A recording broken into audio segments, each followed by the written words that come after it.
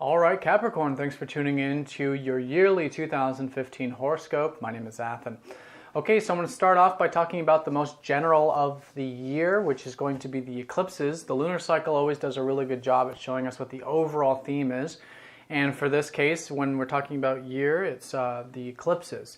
Then I'm going to get into the specifics with the transiting planets, slow planets, and the aspects they're going to be forming with each other this year. All right, so starting with the eclipses, the overall theme, we had those eclipses back in 2014 in October. And so that was in your guys' 10th house of work, career, something you're doing for the public in that sort of sector. And that set you off into a new direction. And focusing on that stuff, maybe it's just a matter of orientation or focus, but it's very important that you continue to focus on that stuff through until the spring time period when we have the next set of eclipses, because they all happen in succession. And the eclipse is like going with the flow, and it's associated with that north node too, which has to do with our life path in general. So it's assisting us being more consciously oriented towards the flow of life and our path. So for you, it's that career, public, accolades, anything you're doing for public or of service work, which is that 10th house, up until the spring time period. Okay, and then in spring, we have the next set of eclipses, which happen in your 3rd house, which have to do with communications, thoughts, thinking patterns, learning, all of those types of 3rd house activity, something new going on there that's going to shift and help you head into a new direction as well. And that new direction is going to be from the spring to the fall when we have the next set of eclipses in the fall time period. So for this middle chunk, really focus on communication, focus on perhaps sharing yourself, with the world, and also opening up more of your mind to possibilities, releasing old emotional patterns and thinking patterns. With the south node there, it does involve like having to do with letting go of some old modes of thinking that are just no longer serving you. Okay, and when you do that, naturally you're going to notice a tremendous amount of freedom as well, which I'll talk about with Uranus. But overall, once you do that, I think that's going to be the catalyzing effect for you. That's going to set you off into a new direction in terms of, okay, this is, you're starting to understand more about, okay, this is how I'm communicating, this is how I'm thinking, and seeing the power associated with those two. Because the 3rd house is a manifestation house. And what we think, what we communicate, what we put out there, what our intentions are set for, creates our reality.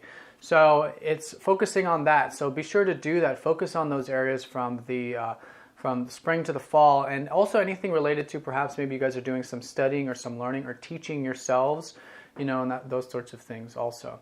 Now in the fall time period, we have the culmination of that happening in the 9th house, which has to do with an overall understanding of philosophy, broadening of perspective, and this is where things really become full and illuminated in terms of whatever that 3rd house stuff you were working on, where it really becomes very known and you're able to see the big picture. It's an overall wisdom, having a sort of wisdom from that, or perhaps a completely new spiritual understanding. But whatever that is, that's not the new beginning. The new beginning for you guys is happening in your 8th house, which is happening in September, and that's going to be the energy taking you into 2016, so for the rest of the year there.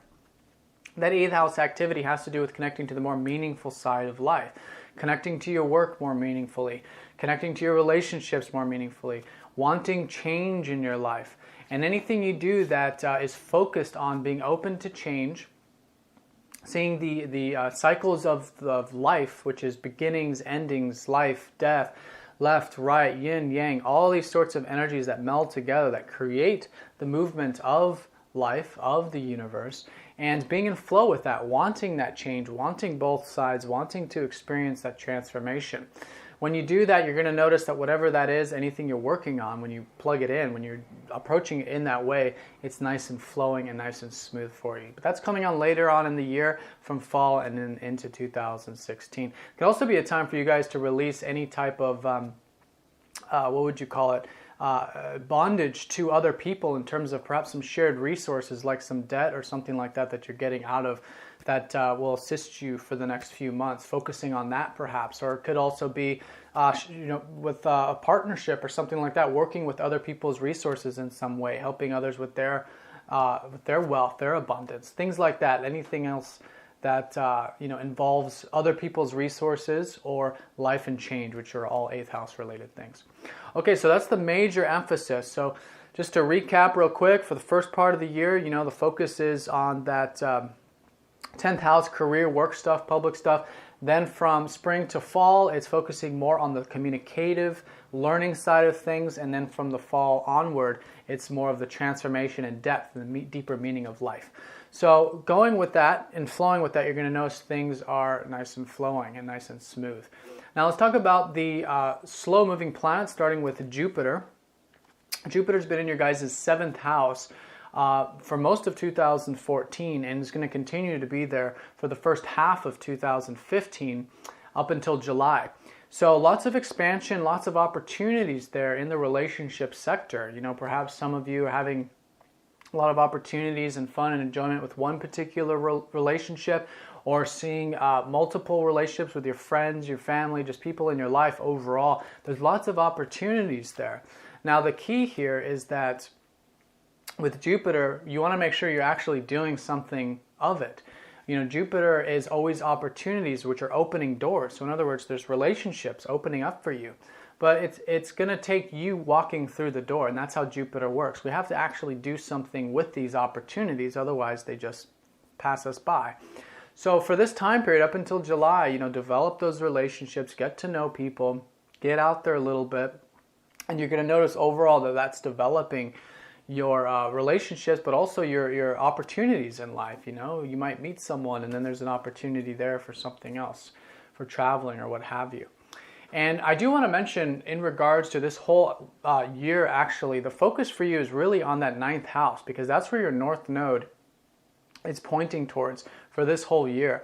So focusing on philosophy, on spirituality, your connection to the higher realms, traveling, anything that broadens either your physical or mental or spiritual or emotional horizons is really going to benefit you this year. Okay, and that's just the overall energy, and it's shifting with the eclipses. But that I want to say because that's, 9th house is ruled by Jupiter, and I think that's associated with relationships as well. Now, in terms of Saturn, Saturn is the grounding principle, and he's in your 11th house in Scorpio. So he just recently went in there. So Saturn is helping you connect to perhaps your work on a much more meaningful level, or connect to, the more service-oriented side of things. The 11th house is about humanitarian things, about the community, the group, your freedom, how to ground your freedom, how it's important for you to have structure in your life for you to enjoy your freedom. But all in all, there's lots of opportunities there for when you take that grounded approach to developing things either in the community, in the collective, connecting to your work on that deeper level, anything else that's 11th house, freedom. Saturn is helping you really solidify that part of your chart for you, which is really nice. Also, technology, online, social media, those types of things are also Saturnine. So anytime there's a planet transiting a house, it's available. We have the opportunity. So in this sense, you want to really take that, you want to put effort into it. You want to put work into those areas, and you're going to notice through that little bits of fruits here and there, and especially the fruits of it will come from at the end of his transit, which will be well into 2017. He'll be there for 2.5 years, about 2 years from the time you watch this video. So continue to do that, and I think you'll find it very grounding and very productive and beneficial as well. So let's talk about the super slow movers, starting with Uranus, who've been in the same sign for a very long time. Uranus has been in your 3rd house of communication, so freeing yourself up there, allowing yourself to say what is on not on your mind, but it's on your mind, just to be yourself, and to say also what you're feeling, and just being much more communicative. When you notice that you're doing that, you're expressing yourself, there's a tremendous amount of freedom that comes from this, okay? And it's also freedom of mind. That's also what I was saying too in terms of releasing any old thought patterns that are inhibiting you from actually just being yourself when you're communicating and sharing information, or just communicating in general. You're going to notice that the more of that, those negative thoughts or thoughts that just aren't serving you, there's no point for them. Just let them go. It's a south node. It's no longer serving you. With Uranus, you're going to notice the more you do that, the more you're enlivening your true self and being your true authentic self. Okay, and it's just overall freedom of communication. Just allow yourself to have that freedom, and you'll see that. Now, Neptune and Chiron are transiting your guys' second house. It's been an ongoing thing. And this will continue to be the case this year. You're going to have Neptune in that second, which is about releasing any attachments to your abundance, and your sense of self-worth. And perhaps there's some insecurities related to that because Chiron is there, but that means there's an opportunity for healing in that area. And in regards to Neptune, however, you'll notice that the more you just go with the flow, things that you need and the abundance is coming in, the more you just flow with it and surrender. You don't need to figure it out so much. It's part of this process of trusting and having faith, essentially, that things will come to you because you deserve it. You deserve abundance. And maybe it's not exactly how we think or when we think it's going to be there, like I said, how or how much or whatever, but it can if you just go with the flow, if you just release and just allow it to come to you and connect to yourself in terms of your sense of self-worth in that compassionate way. You'll notice that naturally there's the spiritualization that's happening. You'll notice that you're naturally super abundant already on the inside, and when you tap into that, naturally the external abundance will come to you. So focusing on that continuously this year is going to be a huge benefit for you guys. And with Chiron, like I said, also some healing taking place there as well, which is great. Now, Pluto has been transiting your guys' 12th, so let's talk about that. Pluto in the 12th has to do with releasing any attachments to your presence, your flow, your spirituality, okay? And essentially what's happening is you guys are going through a spiritual metamorphosis, have been for a very long time. Letting go of anything that's no longer serving you in relation to what you think you might need for your peace and your presence, okay? Because all these things that you think you require for peace, presence, and harmony, really check to see if it's really authentic, because the truth is that you already have peace, harmony, presence no matter where you are. And all these emotions and thinking patterns and everything that get gunked on us are most of the things we just inherit from other people or from past lives. Like, oh, in order for you to have presence and peace, you have to do this, you have to live here, you have to have this kind of job, you have to do all of this stuff. And it's just, you'll notice that it's just caked on. Do the releasing. Allow yourself to just accept the fact of where you are currently or whatever that is, just accepting yourself spiritually in its fullest form, completely unconditionally. Then naturally you're going to notice all those thoughts and emotions are naturally going to want to be released. So you just let them go, just let them be released. And through that, there's a tremendous amount of spiritual power. Pluto is already spiritual power, but Pluto in the 12th, it's a tremendous amount of peace and harmony when you are doing that releasing work, which is really wonderful. All right, so now let's talk about the aspects that these planets are going to be forming throughout the year. Starting in January, we've got Pluto squaring up to the North Node. So we've had this ongoing square between Uranus and Pluto for the past 2 to 3 years. And it's been about making changes in our life. And for you, Capricorns, it's been about making changes to your spirituality, which I was talking about with Pluto, and also these thoughts and communications I was talking about in regards to Uranus. So it's about working with these two energies and using them constructively. And what I mean by that is, let's say you'll notice that by releasing any of the attachments you have to your spirituality or your communications, it's benefiting the other. So let's say you are speaking your true self, you're vocalizing, you're being yourself through speech and through thought. Naturally, you're going to notice that's helping you release and be more spiritual, okay, and be more present and more at peace in your life. And you notice that the more at peace you are in your life by doing that releasing work in terms of Pluto, it's a helping you communicate more clearly. Having that sense of presence is allowing you to be yourself. So that's how they're working together, and that's just very general, but for you it'll be a little bit more personal and more specific. So just kind of see what that is for you, but do the work. Make those transformations in those areas January, February, and March. Up until March when we had the last aspect with these two, and then that's it. Then they're on their way and there's no more squares between the two of them. So use this time because it's the final stretch, and might as well, right? And you'll be glad you did. You can benefit from it. Now, January will be a month where there's a square with the North Node and Uranus is conjunct the South Node. So this is especially important for this month. So in January, just be willing to take whatever action is necessary for you to really do that spiritual work or what have you. And be willing to do that freedom through your voice. through your communications, through your throat chakra, and then naturally through that, this is going to be a month where you'll find probably some really good strides in regards to it. Now, March, like I said, is very important in terms of that, and also the eclipses. And we've also got a very nice trine going on between Jupiter and Uranus. Jupiter has been trining up to Uranus since September of 2014. And it's going to continue to trine up until June of this year. So for the first half of this year, lots of opportunities for excitement. And for you guys, it's involving those relationships.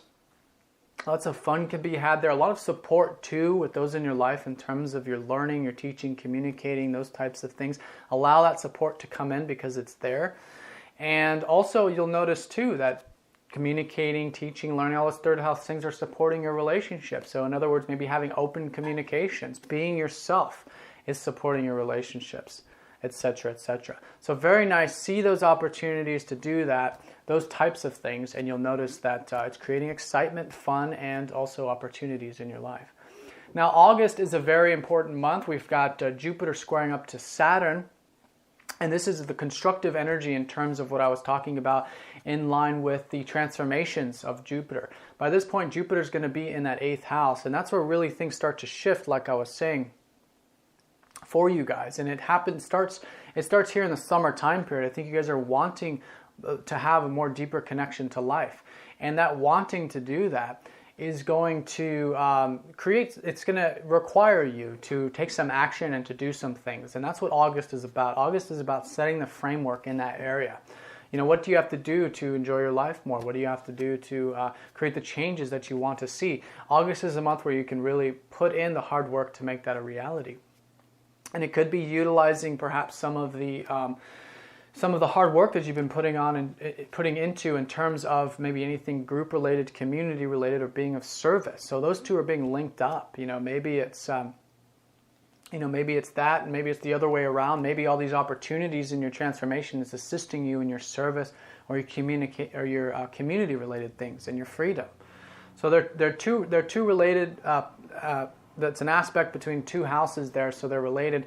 And so whatever that is personally for you, just in August, just in general, tap into that opportunity to create changes in your life and then put in that hard work. And I think naturally you'll find whatever that is will flow for you once you put in that disciplined approach. Now in September, that's the eclipse month for the fall time period. And then we also have Jupiter opposite Neptune and Saturn sextiling up to the North Node during that month. So there's some balancing that's going to need to take place for about September to November time period. It's involving your 2nd house and your 8th house, needing to balance other people's resources with your own resources. So maybe this, like I was saying, this might have to do with releasing bondage and attachments to other people, but we have to depend on people in our lives, And so there's a healthy sense of the 8th house, which isn't just releasing the unhealthy, but it's getting more involved, it's getting more involved with relationships, it's getting more involved in general. So naturally, there's more of a responsibility here. You're having to balance the responsibility of your values with the values of others, or of the deeper values of life, your surface values, you might say, your material values with your deeper values. Whatever it is, balancing that 8th and that 2nd house is going to be very important in regards to that. I think you'll find that very spiritual when you do. And like I said, that's going to be through November. Now, Saturn's going to be sextiling up to the North Node, and that is a very constructive energy for you to really put more into this whole 9th house stuff, the philosophy, the university, the travel, whatever it is you're doing, that's this 9th house activity, that is your path this year. You have the opportunity in September to really put in some work into that, especially maybe bringing in some technology into it with that 11th house, bringing in some social media, bringing in some community, humanitarian things. For example, if you're traveling, maybe getting involved in helping out in the country that you're in some way. Very beneficial there. There is one, and there could be lots of opportunities for you to do those types of things in that sort of flavor. Now, October, Jupiter trines up to Pluto. That's very nice, and that is assisting your spirituality, and that's going to be your 8th house as well. So a lot of these transformations that are going on, that you're wanting to happen, rather, they're not so much transformative as much as it's just that you're wanting it. There's an enjoyment there. through that, naturally, it's going to be assisting your spirituality. That's very positive and a nice catalytic month there, I would say, for sure, in October, where you might transform quite spiritually from getting into the deeper side of life. Now in November, same thing, Jupiter opposite Chiron, so more balancing needing in terms of that second and eighth house, your values, other people's values, that kind of thing, your physical values versus your deeper values. And then Saturn's going to be squaring up to Neptune in November as well, which is needing to take perhaps some spiritual action to increase more wealth or abundance to you. That's going to be a month where you can increase more abundance by putting in some hard work or doing something that needs to be done. And also perhaps spiritualizing a little bit more of the community stuff or whatever Saturn in that 11th house has been showing you guys. All right, so I'm going to draw a card and see where Spirit would like a little more emphasis for the year ahead. Okay, Sagittarius. Well, there she is. That is the energy of that 9th house. But in particular, Sagittarius is about having that clear focus, that clear purpose. And maybe this is the message for you guys, is to have your eye on that target. And that's where Pluto's transiting, and that's your 12th house. You see, you guys naturally as Capricorns, you have it's natural and very spiritual for you guys to just have a clear focus and know what you want.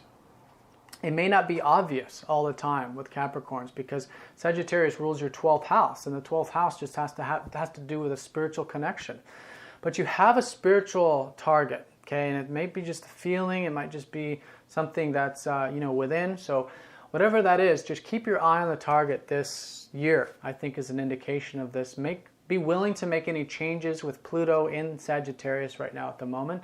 And overall, notice how when you have that clear intention, everything flows, and you're able to then put in the work. And it's like the first half of the battle is having the intention, then the second half of the battle is doing the work, but the work comes naturally to you Capricorns. And so there's this flow to it once you already know, okay, this is what I'm doing and this is what I'm achieving this year. So maybe just having clear intentions and doing that and allowing your path to change, not being attached to any particular outcome, but just having a general specific, but not specific in terms of the how, but specific in terms of the overall what. All right, guys, so I hope you have a great 2015. Please get in touch if you'd like a personal reading. I do recorded and live sessions. You can click the link on the following page. Hope you have a great year, and let me know if you have any questions. Take care.